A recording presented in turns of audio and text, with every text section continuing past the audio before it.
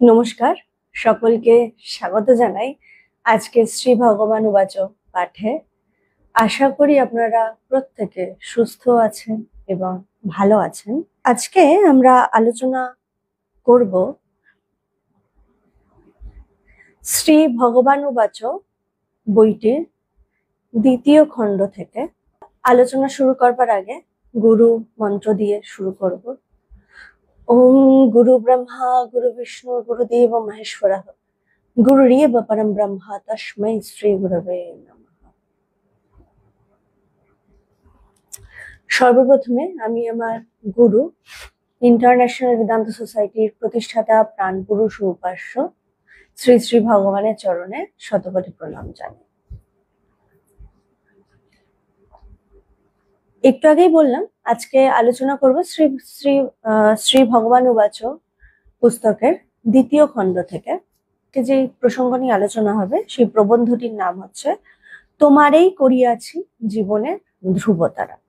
শ্রী ভগবান উবাচ গ্রন্থটি এর আগেও আমি বলেছি যে এই গ্রন্থটি আমাদের যিনি গুরুদেব ভগবান উনি আলোচনা যেগুলো করতেন সেগুলো হুবহু এই বইটির মাধ্যমে তুলে ধরা হয়েছে। তো ভগবান একটি আলোচনার সভায় যেই আলোচনাটি করছিলেন সেটাই এইখানে তুলে ধরা।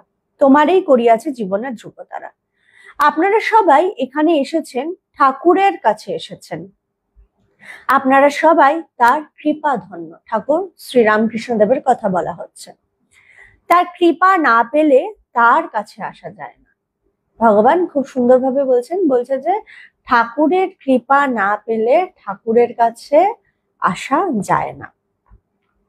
এটা আনন্দের যে লন্ডন, কেরালা আদি অনেক দূর থেকে আপনারা এসেছেন, এখানের ভাষা না বুঝলেও ভগবান যেখানে রয়েছেন সেখানে অনেক জায়গা থেকে আপনারা প্রত্যেকেই জানেন যে ভগবানের কাছে দেশের শুধু নয় দেশের বাইরেরও মানুষজন আসতেন এবং অদ্ভুত একটা ব্যাপার হতো যে ভগবানের সামনে ভগবান সবসময় বাংলাতেই কথা বলতেন। সবসময় তাদের সাথে ইংরাজিতে অতটাও সময় দিতেন না। তা সত্ত্বেও তারা যে কোন আকর্ষণে ভগবানের কাছে ছুটে ছুটে আসতেন এবং শুধু ছুটে আসতেন না, তারা ভগবানের পাশে বসে গভীর ধ্যানস্থ হয়ে যেতেন। এটা তাতেই বোঝা যায় যে তার মধ্যে কতটা আধ্যাত্মিক শক্তি ছিল। আজ আমরা রামকৃষ্ণদেবের জন্মতিথি পালন করছি। ঠাকুর রামকৃষ্ণদেবকে তিনি আমার কে? তার উত্তর হচ্ছে তিনি আমার সবকিছু। ভগবান বলছেন যে তার নিজের জীবন নিয়ে যে বলছেন যে ঠাকুর রামকৃষ্ণদেবকে আমার জীবনে তিনি সবকিছু। তমেব মাতা চ পিতা ত্বমেব ত্বমেব বন্ধুশ্চ সখা ত্বমেব। ব্যাস, এটাই আমার পরিচয়। এই শ্লোকটা আমরা প্রত্যেকেই জানি গীতায়, যে তাকে বলছে তিনি আমার মাতা, তিনি আমার পিতা, তিনি আমার বন্ধু, তিনি আমার সখা, তিনি আমার সবকিছু। ব্যাস, এটাই আমার পরিচয়। আমার বাবা লুঙ্গি পরে ঘুরতেন, তিনি তার বাবার কথা বলছেন ভগবান। খুব সাধারণ ছিলেন, জগতের কাছে বেমানান ছিলেন, কিন্তু আমার বাবা, এটাই তার পরিচয় ছিল। এবং আমি গর্বিত যে তিনি আমার বাবা। প্রত্যেক সন্তানই তার বাবার জন্য গর্বিত বোধ করে।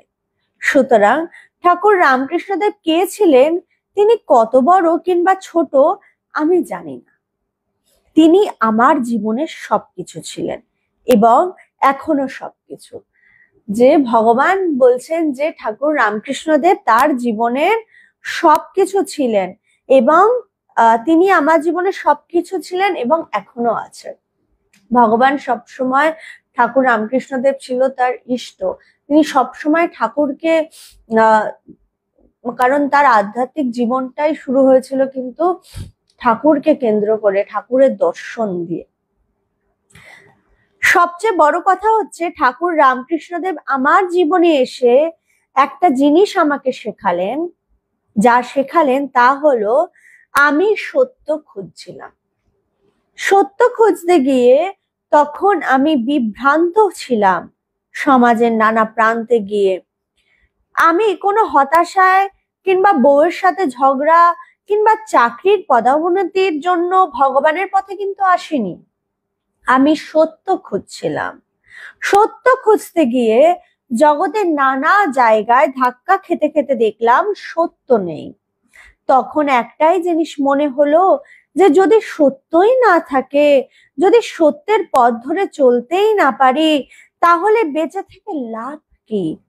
তখনও আমার জীবনে কিন্তু রামকৃষ্ণ আসেননি। ভগবানের জীবনে আমরা ভগবানের জীবন সম্বন্ধে যদি আমরা জানি যে যদি শুনি, তখন আমরা দেখবো যে ভগবানের যে আধ্যাত্মিক পথে আসাটা, এটার পেছনে কিন্তু কোনো রকম কোনো সাধারণত যেটা হয়, আমরা জাগতিক কষ্ট পেয়ে আধ্যাত্মিক পথে আসি। ভগবান কিন্তু ভীষণ নাস্তিক ছিলেন। ভীষণ নাস্তিক থাকলেও কি হবে, তিনি যে কোনো সময় যে কোনো জায়গায় যেটা নিয়ে চলেছেন, যদি রাজনৈতিকতা নিয়ে চলেছেন, যদি তার নাটক নিয়ে চলেছেন, যদি তার চাকরির জীবনে চলেছেন, তার মধ্যে একটা জিনিস সবসময় ছিল, তিনি সবসময় সত্যে থাকতেন।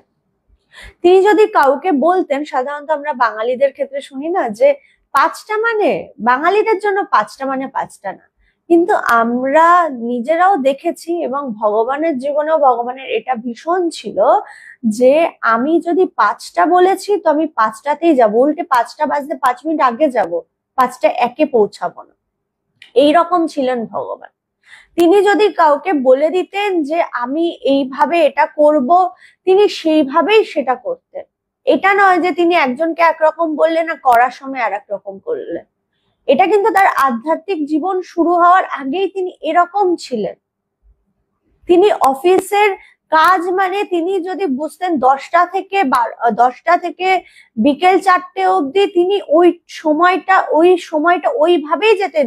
সাধারণত সরকারি চাকরি সূত্রে যেটা সাধারণত মানুষরা কি করতেন, যে লেট করে পৌঁছাতেন, কিন্তু ভগবানের 10টা মানে 10টা, 4টে মানে 4টে, এরকম ছিলেন তিনি। তিনি এইভাবে জীবন যাপন করতেন। তিনি উল্টে অফিসে 5 মিনিট আগে পৌঁছাতেন, লেট করে কখনো পৌঁছাতেন না। এইটা ছিল। এবং জীবনে চলতে চলতে যখন তিনি দেখলেন জগতের মানুষরা বলছে আর এক, করছে আর এক, আমরা নিজেরাও কিন্তু জীবনে চলতে চলতে কিন্তু এটা দেখতে পারি যে অনেক সময় মানে এরকম হয় যে আমরা কোনো অফিসিয়াল ডকুমেন্টের কাজকর্ম নিয়ে এগিয়েছি, সরকারি জায়গাতেই হোক বা যেখানেই হোক, আমরা দেখি যে আজ হবে, কাল হবে, এই হবে, সেই হবে, জিনিসপত্র কিন্তু ঝুলেই থাকে, সমাধান কিন্তু হয় না। দিনের পর দিন ওই জিনিসগুলো যে সময়ের কাজ যে সময়ে হবে, সেটা কিন্তু হয় না, সেটা কিন্তু খুব একটা হয় না। বা আমরা সরকারি কাজকর্ম তো বাদ দিলাম, যদি আমরা নিজেদের জীবনেও দেখি যে আমাকে যদি কোথাও কেউ পৌঁছাতে বলেছে 5টার মধ্যে পৌঁছাতে হবে, আমি কি করছি না, হেলতে দুলতে 5টা, 5:30, কখনো কখনো 6টা, আর পৌঁছে গিয়ে আমি সেটার জন্য আমি মানে কি বলবো, আমি রিগ্রেটও ফিল করি না যে আমি এটা কি করলাম, দেরি হয়ে গেল। আমি উল্টে অজুহাত দিয়ে দিই, এই সমস্যা ছিল, এই জন্য দেরি হলো। যে বা পৌঁছানোর আগে, তার আগে যে বলে দিই যে না আমার দেরি হতে পারে, এইগুলো কিন্তু আমরা শিখিনি বা জানি না।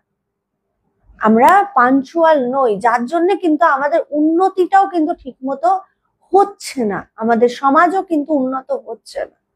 আমার এখনো মনে আছে, এই প্রসঙ্গে আমার নিজের জীবনের একটা ঘটনা মনে পড়ে যায়। আমার গুরুদেবের সাথেই এই ঘটনাটা, আমি জানি না এর আগে আপনাদের সাথে ভাগ করে নিয়েছি কিনা এই ঘটনাটা। আমি তখন পড়ি ক্লাস 11-এ। হ্যাঁ, তো আমার গুরুদেব যেখানে থাকতেন, সেখান থেকে আমার পূর্বাশ্রম পায়ে হেঁটে 10-15 মিনিটের পথ ছিল। তো আমি আমার স্কুল শুরু হতো যেমন প্রত্যেকের শুরু হয় 10:30, 10:30 থেকে। তো আমরা স্কুলে পৌঁছে যেতাম 10:30 থেকে এবং স্কুল ছুটি হতো 4:30। তো আমি 4:30, আমার স্কুল থেকে মানে আমার বাড়ির দূরত্ব ছিল 4-5 মিনিটের। আমি সেটাকে কভার করতাম দৌড়ে দৌড়ে 3 মিনিটে। তো ভগবানের সাথে আমরা হাঁটতে যেতাম, আমরা কয়েকজন, আমি এবং আমার সাথে আরো 2-3 জন, আমরা ইয়ং গ্রুপ, এবং দুজন একটু মানে আরো দুজন যেতেন, আমাদের থেকে একটু বড় ছিলেন তারা। তো ভগবানের সাথে আমরা এরকম একটা 4-5 জনের একসাথে আমরা ভগবানের সাথে হাঁটতে যেতাম, এবং সবার মধ্যে মেয়ে একমাত্র আমি একাই ছিলাম। তো আমরা ঠিক 5টা বাজলেই ভগবান হাঁটতে বেরোবে, 5টা মানে 5টা কিন্তু। তো একদিন আমার এরকম হয়েছে যে আমার স্কুলটা একটু ছুটি হয়েছে ঠিকই, কিন্তু কখনো কখনো থাকে না নানা কাজকর্ম, তো সেগুলো করতে করতে একটু দেরি হয়ে গেছে। তো আমার বাড়ি পৌঁছে আমি দৌড়ে দৌড়ে, তাও মানে হাঁটতাম না, দৌড়ে দৌড়ে পৌঁছেছি ভগবানের কাছে, ভগবানের বাড়িতে। তো পৌঁছানোর পরে হঠাৎ দেখছি যে 5টা 5 হয়ে গেছে, ভগবান হাঁটতে বেরিয়ে গেছেন। তারপরে ওই যে যারা ভগবানের সাথে হাঁটতে যেতেন আমার গুরুদেবের সাথে, তাদেরকে ফোন টোন করে যোগাযোগ করে এই এই রাস্তা দিয়ে হাঁটছে, তো ওখানে গিয়ে আমি জয়েন করলাম। এরকম পরপর 2 দিন হয়েছে।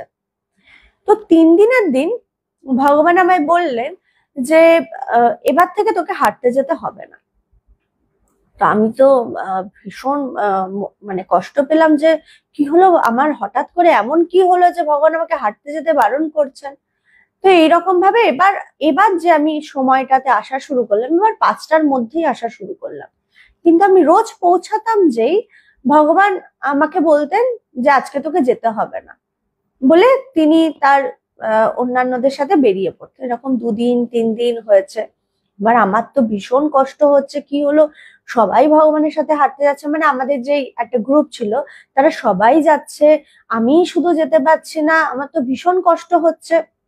হ্যাঁ, তো এবার ভগবান তখন পরের দিন যখন আমি ভগবানকে বললাম, ভগবান আমাকে এবার নাও, অনেকদিন তো হয়ে গেল যাচ্ছি না, আমার ভীষণ খারাপ লাগছে, আমার ভীষণ কষ্ট হচ্ছে। তো ভগবান বলছে, তখন ভগবান আমাকে বললেন একটা কথা, যে দেখ তোকে কিন্তু এখনো অনেক কিছু শিখতে হবে, 5টা মানে কিন্তু 5টা। আমি তখন তো মনে মনে উল্টে, ভগবান যে আমাকে এইভাবে বলেছেন, আমি তো সাথে সাথে মনে মনে উল্টে এটা ভাবছি যে এইভাবে কিভাবে কথা বলছেন উনি, 5টা মানে 5টা। আমি এত 4:30 স্কুল ছুটি হয়, আমি দৌড়ে দৌড়ে সবকিছু করি, দৌড়ে দৌড়ে স্কুল ড্রেস চেঞ্জ করে আমি হাত মুখ টুক ধুয়ে আবার ড্রেস পরে তারপরে দৌড়ে দৌড়ে আসি, তো একটু তো লেট হতেই পারে, এটার জন্য এখন আমাকে এরকম ভাবে বকা দেবেন আর এরকম ভাবে আমাকে হাঁটতে নিয়ে যাবেন না? তো এগুলো তো মনে মনে ভাবছি, একটু মনে কষ্টও হচ্ছে, কেন এইভাবে কেন বলছেন আমার, আহ আমার যে কি বলবো, আমার যে কষ্টটা সেটা উনি বুঝছেন না, এরকম একটা হয় না মাঝে মাঝে অভিমান। তো মনে মনে এগুলো কিন্তু মনে মনে, কোনটাই কিন্তু গুরুদেবকে বলছি না, মনে মনে ভাবছি। আর ভগবান বলছেন যে দেখ 5টা মানে কিন্তু 5টা। তখন তিনি বোঝালেন যে দেখ, তোর লেট হতেই পারে, তুই দেরি করতেই পারিস, তোর অসুবিধা হতেই পারে, কিন্তু আমি যেহেতু 5টায় হাঁটতে বেরোই, তুই আমাকে 10-15 মিনিট আগে তো তুই আমাকে জানাতে পারিসই যে ভগবান আমার এরকম লেট হচ্ছে, আমি এরকম অসুবিধায় পড়েছি। কিন্তু তুই কি করলি, তোর কাছে মোবাইলও আছে, সবকিছু আছে, স্কুল থেকে ফিরে তো তুই বাড়িতে মোবাইল পেয়ে যাচ্ছিস, কিন্তু তুই কি করলি, তুই কিন্তু আমাদের কাউকে জানালি না, মানে যারা ভগবানের সাথে হাঁটতে যেতেন তাদের তাদের কাউকেও যদি তুই জানিয়ে দিতিস যে আমার লেট হতে পারে, তো বলছে এটাতেও তাহলে বোঝা যেত, কিন্তু তুই কি করলি, তুই লেট করে এলি, এবং 1 দিন না 2 দিন না 3 দিন পর পর এলি, এটা কিন্তু ঠিক করলি না, তোকে শিখতে হবে, 5টা মানে 5টা। আর যদি লেট হয় তার আধা ঘন্টা আগে বা 10 মিনিট আগে জানিয়ে দিবি এই এই অসুবিধা হচ্ছে, কিন্তু অজুহাত দিবি না যে পৌঁছে যাওয়ার পর এই এই এই সমস্যা ছিল এই জন্য পৌঁছাতে পারিনি, বলছে অজুহাত দিবি না। এই যে এটা শেখা ভগবানের থেকে, এই শিক্ষাটা। আর আমি নিজে চোখে দেখেছি আমার গুরুদেবকে, যদি কোথাও যেতে হতো যে এই সময় পৌঁছাতে হবে, আমরা দেখতাম যে ভগবান তার আধা ঘন্টা আগে সেই জায়গায় পৌঁছে যেতে। যদি আমাদের কোনো অনুষ্ঠান 5টা থেকে শুরু, ভগবান সেখানে 4:30-র মধ্যে পৌঁছে সবকিছু দেখাশোনা করতেন যে এই সবকিছু ঠিকঠাক হচ্ছে কিনা, সবাই ঠিক মতো এসেছে কিনা। আমরা দেখেছি যে ভগবান যখন প্রচন্ড অসুস্থ, শরীর ভালো না, আমাদের একটা অনুষ্ঠান চলছিল, ভগবান কি করলেন, ভগবানের এই ছোট ছোট ব্যাপারগুলো ভীষণ মনে দাগ কেটে যায়, যে ভগবান কি করলেন, যে যে প্রসাদটা তৈরি হচ্ছিল, তিনি কি করলেন, যে প্রসাদটা সবাই গ্রহণ করার আগে তিনি সবকিছু, তিনি ওখানে দাঁড়িয়ে থাকলেন এবং সবার আগে তিনি প্রসাদটা গ্রহণ করলেন, গ্রহণ করে দেখলেন প্রসাদের সমস্ত কিছু ঠিকঠাক আছে কিনা, সবাই খেতে পারবে কিনা, নুন ঝাল মিষ্টি। যার জন্য কি হতো, সবাই একটা ভীষণ ভাবে সিরিয়াস থাকতো যে না, ভগবান যখন তখন এসে এটা টেস্ট করতে পারেন এবং তখন ভগবান আমাদেরকে বকা দিতে পারে। ভগবান এইরকম ছিলেন তিনি, এইরকম পাঞ্চুয়াল ছিলেন তিনি। মানে আমরা কোথাও বলতে পারবো না যে তুমি এটা ঠিক করনি বা এটা ঠিক করছো না, তিনি এইভাবে চলতেন। তিনি কথা বলতে বলতে খেয়াল করতেন যাকে যেই কাজটা দিন, এই তুমি এটা ঠিক করে করেছো তো, মানে এইরকম ছিলেন তিনি। এত পাঞ্চুয়াল, এত নিখুঁত, এত নিখুঁত যে তার কোনো খুঁত ধরা যায় না। মানে আমরা জীবনে চলতে চলতে 10টা কাজ যখন মাথায় নিয়ে চলি তখন একটা ভুলে যাই, কিন্তু আমরা তাকে দেখতাম যে এত মানে এত কিছু মাথার মধ্যে চলতো, এত কিছু হচ্ছে, তার মধ্যেও তার সবটা খেয়াল থাকতো, সবটা। প্রসাদ বিতরণ ঠিক মতো হচ্ছে কিনা, প্রসাদের স্বাদ ঠিক মতো আছে কিনা, শুধু তাই না, আর একটাও ছোট ঘটনা, যে প্রসাদগুলো ঢাকা আছে কিনা। রান্নার পর আমরা সাধারণত কি করি, যে প্রসাদগুলো ঠিক মতো হয়ে গেল তারপরে ওটাকে খোলা রেখে দিই, বলছে প্রসাদগুলো ঠিক মতো ঢাকা আছে কিনা। এই ছোট ছোট বিষয় যেগুলো কিন্তু আমাদের সংসার জীবনে চলতে গেলেও কিন্তু ভীষণ জরুরি, এই ছোট ছোট বিষয় আমরা দেখতাম ভগবান কিভাবে খেয়াল করতেন। ভগবান বলছেন যে আমি কিন্তু সমাজের কোন রকম কোনো হতাশা বা বউয়ের সাথে ঝগড়া করে বা চাকরির পদোন্নতির জন্য ভগবানের পথে আসেনি। আমি কি না সত্য খুঁজছিলাম। সত্য খুঁজতে গিয়ে জগতের নানা জায়গায় ধাক্কা খেতে খেতে দেখলাম সত্য নেই। তখন একটাই জিনিস মনে হলো যে যদি সত্যই না থাকে, যদি সত্যের পথ ধরে চলতেই না পারি, তাহলে বেঁচে থেকে লাভ কি। এটা ভগবানের জীবনে সবসময় ছিল। তখনও আমার জীবনে কিন্তু রামকৃষ্ণদেব আসেননি। সত্য কি, যথার্থ যা তাই সত্য। তোমার নাম কি, আমার নাম এই। তোমার বয়স কত, আমার বয়স এই।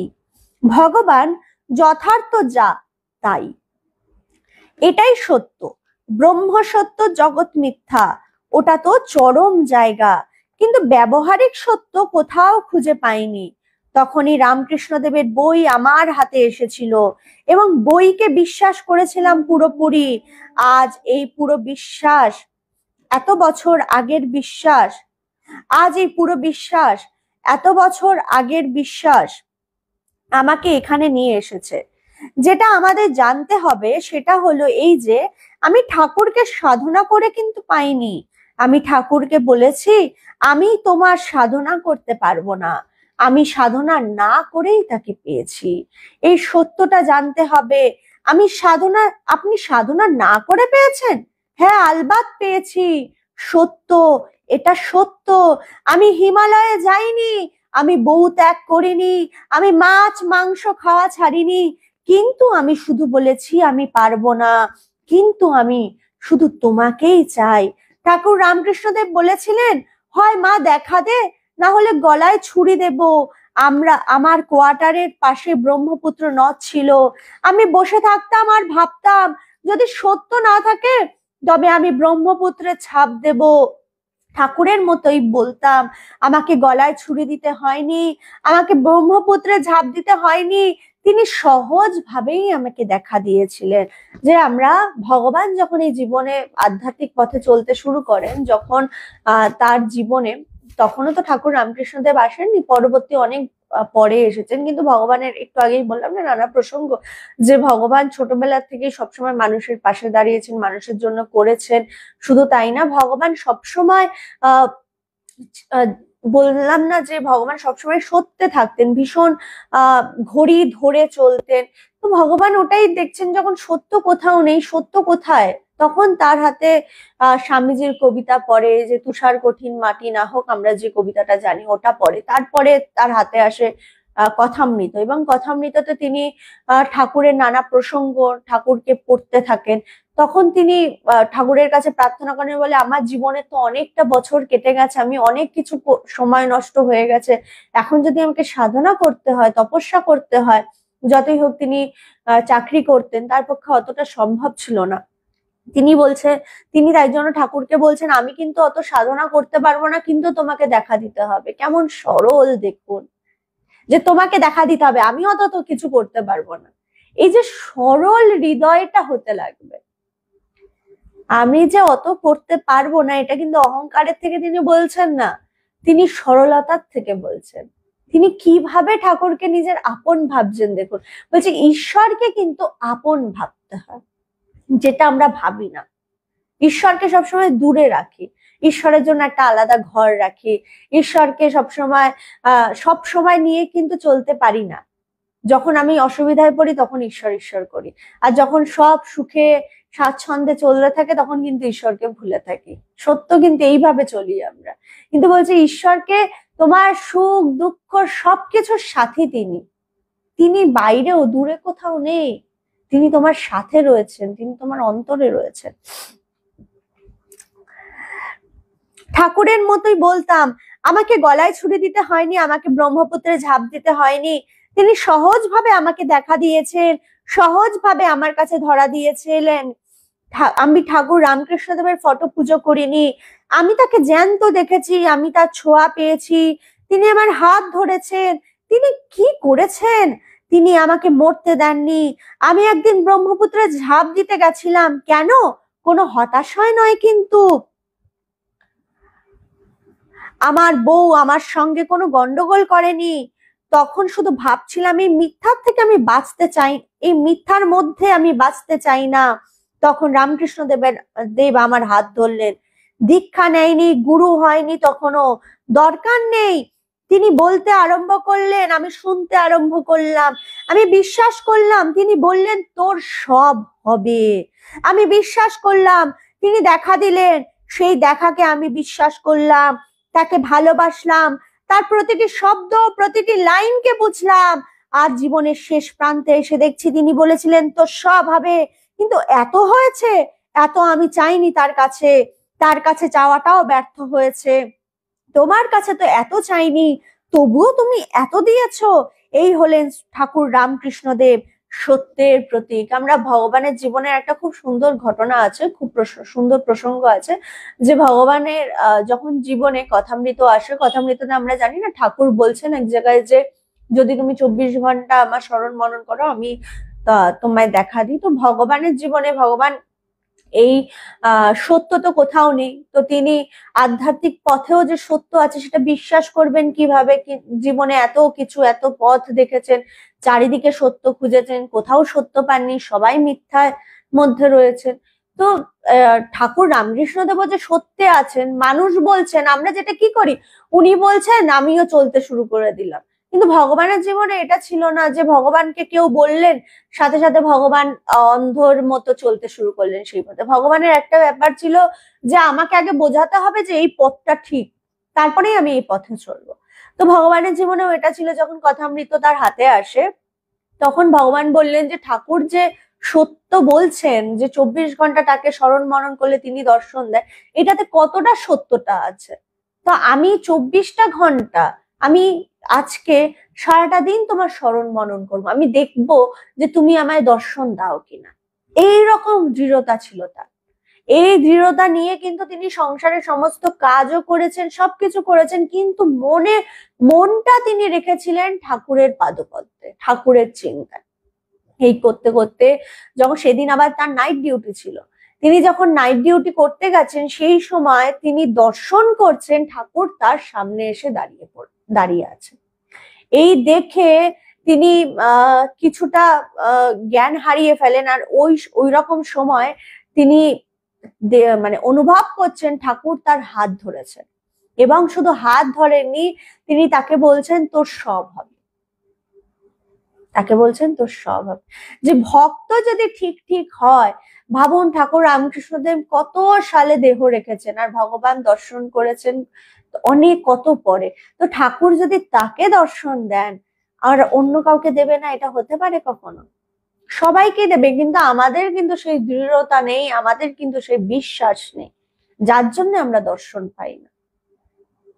তাই জন্য যার জন্য যে কোনো ইষ্ট, যার যে ইষ্ট আছে আমরা তার দর্শন পেতে পারি যদি আমার ভেতরে সেই সরলতা থাকে, আমার ভেতরে সেই নিষ্ঠা থাকে, আমার ভেতরে যদি সেই দৃঢ়তা থাকে, তাহলে আমি তাকে দর্শন পাবোই পাবো। এবং সেটা পাবো কিভাবে? না, আমার মনটাকে তার পাদপদ্মে, তার চিন্তায় বিলীন করে দিতে হবে। হাতে কাজ করব, কিন্তু মনটা তার পাদুবদ্ধে থাকবে, তার চিন্তা ছাড়া অন্য কোনো চিন্তা করবই না। যতটা সহজ বলে মনে হয় ততটা সহজ কিন্তু নয়, কঠিন বিষয়। কিন্তু এই কঠিন বিষয়টা কিন্তু যদি অভ্যাস করতে থাকি তাহলে কিন্তু আমাদের কাছে সহজ হয়ে যাবে।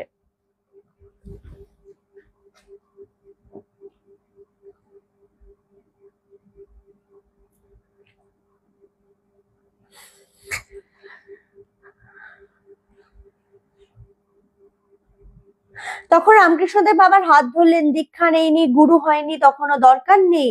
তিনি বলতে আরম্ভ করলেন, আমি শুনতে আরম্ভ করলাম, আমি বিশ্বাস করলাম। তিনি বললেন তোর সব হবে। আমি বিশ্বাস করলাম। তিনি দেখা দিলেন, সেই দেখাকে আমি বিশ্বাস করলাম, তাকে ভালোবাসলাম, তার প্রতিটি শব্দ প্রতিটি লাইনকে বুঝলাম। আজ জীবনের শেষ প্রান্তে এসে দেখছি তিনি বলেছিলেন তোর সব হবে, কিন্তু এত হয়েছে, এত আমি চাইনি তার কাছে চাওয়াটাও ব্যর্থ হয়েছে। তোমার কাছে তো এত চাইনি, তবুও তুমি এত দিয়েছো। এই হলেন ঠাকুর ও একটু আগে এই জায়গাটা পড়লাম, এই জায়গাটা পড়া হয়ে গেছে। এই হলেন ঠাকুর রামকৃষ্ণদেব, সত্যের প্রতীক। আজকে এইটুকুই পড়ি, পরের দিন আবার এরপর থেকে পড়বো। যেটা বলছিলাম যে ভগবান সবসময় যেভাবে আধ্যাত্মিকতা করেছেন, আধ্যাত্মিক চর্চা করেছেন, ভগবানকে আমরা দেখেছি যখন যেটা করতেন তখন সেটা মানে তখন সেখানেই মনটা পুরোপুরি দিতেন। যদি ধ্যান করছেন তো পুরো মনটা, ভগবান এটা সবসময় আমাদের সবাইকে বলতেন যে যখন যেটা করবি নিখুঁত ভাবে করবি। যখন যা করছিস, যদি বাসন মাজছিস বাসনটাও এমন ভাবে মাজবি যেটা সাধারণত হয় না, আমরা মাজতে গিয়ে কখনো কখনো গায়ে সাবান লেগে থাকে বা কখনো কখনো হালকা তেল ছিটা লেগে থাকে, যারা ঠিক মতো মাজি না। বলছে যদি বাসনটাও মাজছো সেটাও মন দিয়ে মাজবে, সুন্দর করে মাজবে। এবং আজকের প্রসঙ্গে আমরা আরেকটা জিনিস পেলাম যে এই যে মানে কিভাবে জীবনে চলতে হবে, সময়ের ব্যাপারটা যে ভগবান আমাদেরকে, আমি আমার জীবন দিয়ে জীবনের একটা ঘটনা দিয়ে আপনাদেরকে শোনালাম যে ভগবান যেভাবে আমাদের প্রত্যেককে যেভাবে শেখাতেন সময়ের গুরুত্বটাকে, এবং ভগবান নিজে শুধু শেখাতেন না, ভগবান নিজে সেটা পালন করতেন। ভগবান সবসময় সময় ধরে মানে ঘড়ি ধরে চলতেন। তাকে আমরা দেখেছি তিনি কিভাবে ডিসিপ্লিন লাইফ মানে ডিসিপ্লিন ভাবে কাটাতেন। তিনি সব সকালবেলায় উঠেই তার নিজস্ব কাজকর্ম করে তিনি তার সুগার ছিল বলে তিনি সকালে হাঁটতে বেরিয়ে যেতেন, হেঁটে এসেই তিনি আবার আলোচনা করতেন, তারপরেই আবার তিনি কি বলে কোনো রকমে ব্রেকফাস্ট করে তিনি আবার সমাধিতে যেতেন। তার এটা মানে রোজ এটা তিনি করতেন। তিনি কখনো, আমরা যেটা হয় যে আমরা কি করি, আমরা সংসারের কাজকর্ম নিয়ে এমন ব্যস্ত থাকি আমরা কিন্তু 10 মিনিটও ধ্যান করতে সময় দিতে পারি না। কিন্তু মহাপুরুষেরা বলছেন যে এই মনুষ্য জন্মটা যে পেয়েছি, 24 ঘন্টার মধ্যে যদি 24টা মিনিট যদি আমি নিজের জন্য না দিতে পারি তাহলে বলছে এই মনুষ্য জন্ম তো বৃথা। 24টা মিনিট আমি নিজের জন্য দিতে পারছি না, 24 মিনিট বাদ দিলাম, 10 মিনিটও যদি আমি নিজের জন্য না দিতে পারি তাহলে আমার আধ্যাত্মিক চর্চা করে কি ফল হচ্ছে, কি লাভ হচ্ছে? কারণ আমাকে যদি আধ্যাত্মিক পথে যদি উন্নত হতে হয়, উন্নতির শিখরে সেই শিখরে পৌঁছাতে হয়, আমাকে যদি মানে জ্ঞান লাভ করতে হয়, ঈশ্বর দর্শন করতে হয়, আমাকে প্রথমত হচ্ছে সরল হৃদয় হতে হবে, দ্বিতীয়ত হচ্ছে আমাকে সময় দিতে হবে, ব্যাকুল হয়ে কাঁদতে হবে তার চরণে। কান্নাটা কিন্তু খুব জরুরি, কাঁদতে হবে। যদি আমার মধ্যে ব্যাকুলতা না আসে, যদি আমার মধ্যে সেই চাওয়াটা না আসে যে ভগবান তুমি আমায় দর্শন দাও, অনেক দিন হলো তোমায় দেখতে পাচ্ছি না, যার যেই ইষ্ট আছে তাকে এইরকম ভাবে যদি ব্যাকুল হয়ে যদি ডাকতে না পারি, বলছে যদি এইটুকু যদি আমি ডাকতেই না পারি, ছেলের কথা চিন্তা করতে পারছি, মেয়ের কথা চিন্তা করতে পারছি, স্বামীর কথা চিন্তা করতে পারছি, কিন্তু ঈশ্বরের জন্য চিন্তা করতে পারছি না, যার জন্য আমার এই জীবন, যার জন্য আমার সবকিছু, যদি তার জন্য চিন্তা না করতে পারি, সে আমার কাছে আসবেন কি করে, সে আমায় দর্শন দেবে কি করে? তাই আমরা যেন মানে সারাদিনে অন্তত 10টা মিনিট হলেও আমরা যেন তাকে দিই, একটু ধ্যান করতে বসি। ধ্যান করতে যদি নাও মন চায়, যদি নাও হয় ঠাকুর ঘরে যেন চুপচাপ তার দিকে তাকিয়ে যেন এক দৃষ্টিতে বসে থাকতে পারি, একটু যাতে কাঁদতে পারি, সরল হৃদয় ব্যাকুলতা নিয়ে কাঁদতে যদি পারি, তাহলে কিন্তু আমার বিরাট, আমি একদিন হঠাৎ দেখবো যে তার দর্শন পাচ্ছি।